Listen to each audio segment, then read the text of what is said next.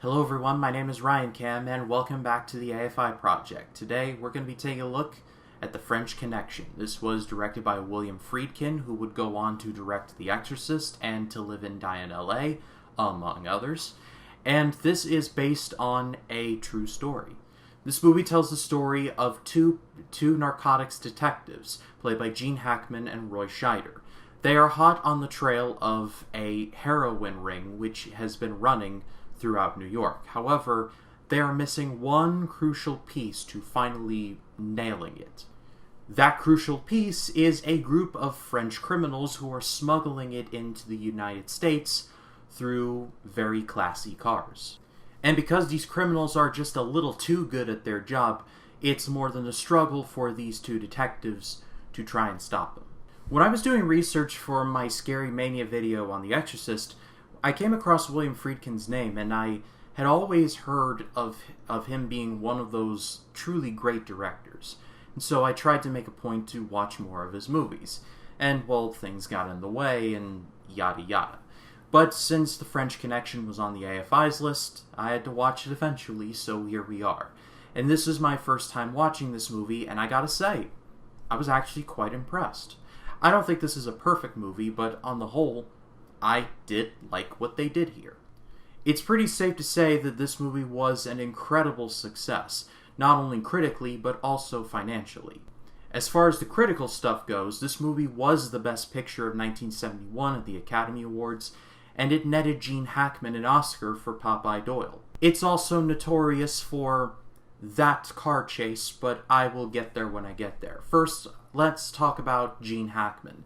I've always been a fan of Gene Hackman, from movies like Crimson Tide to Hoosiers, the best basketball movie ever made. You cannot change my mind on that. I've seen in other reviews that Popeye Doyle is considered to be a racist in this movie. I don't think I want to go quite that far. What I will say, though, is that he kind of hates everyone equally.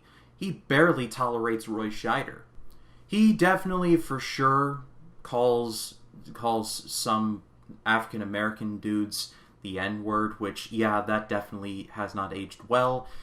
But I think calling him just an out-and-out racist, I think is just a tad extreme.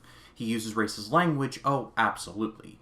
But to call him an out-and-out racist, I'm not so sure about that. Maybe I have to see it again to catch the subtext. But for me, when I was watching it, I noticed the language, but not the person, if that makes any sense. But Gene Hackman ended up winning an Oscar for this role, and it's Gene Hackman, so of course that is the case. And as far as acting goes, he is the best part of this movie. His role is the stern cop who has seen a lot of things. While that has become a cliche, he still has enough of a backbone to yell at his superior officer because he knows that he is hot on the trail of this ring, and his superiors just will not give him the time of day. If the partners in this movie are a literal good cop and bad cop, Popeye Doyle's the bad cop and Roy Scheider is the good cop. His role is kind of limited here, but in the scenes you do see him in, he tries to take the high road and tries to make sure everything goes smoothly and by the book. He doesn't succeed a lot of times, but the intent is there, and that is important. I also liked how the criminals were portrayed. They weren't these dirty criminals who were like, oh, we're gonna show them.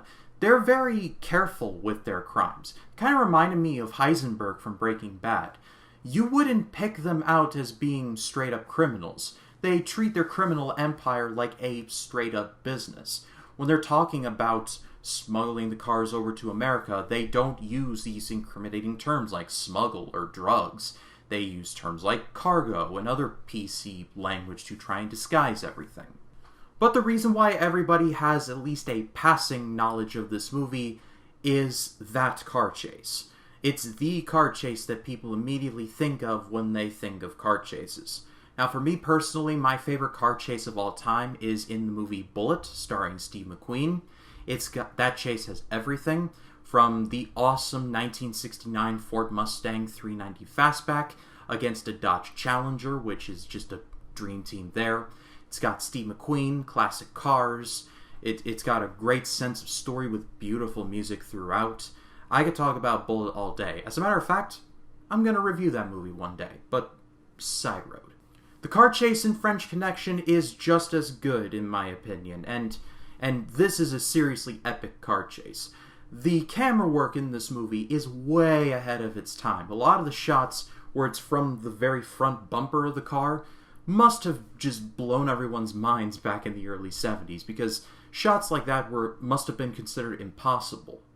Also, the geography of how this chase is built and how it plays itself out is really good as well. It starts out when Popeye Doyle's being hunted by a sniper, and he's like, alright, hunt's on. And so he chases after him on foot. The sniper hijacks a subway train, and Doyle's like, I gotta get a car. And so he hijacks a car, and he chases after this train going like 100 miles an hour in New York City.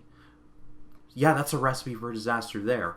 But he ends up just making it all look so easy. Seeing his feet going from gas to brake to clutch to brake the gas is just fast. It's just fantastic.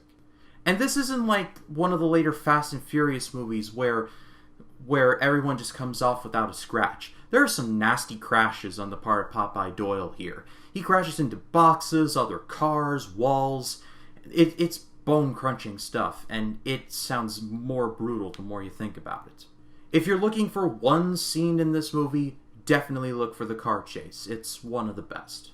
My one lone issue with the movie is that there's kind of a bit of sameness to it, in that I feel like Popeye Doyle yelling at his superiors happens so much that I just felt like it was a bit of a repetitiveness to it.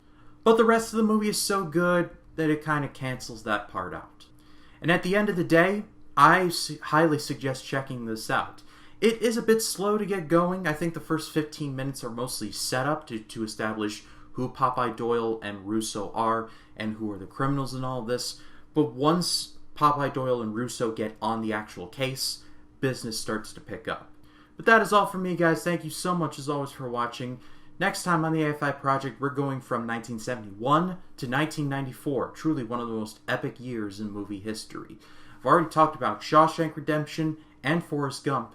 And this time I'm going to be talking about probably one of the most quoted and often referenced movies of all time. It is Quentin Tarantino's masterpiece. It is Pulp Fiction. But if you like this video, please be sure to leave a like, comment your thoughts down below, and if you like this video and you want to see more like it, hit the subscribe button and click the bell to allow notifications. That way when a new video drops, you'll be the first to know about it. My name is Ryan Cam. I'll see you in the next one.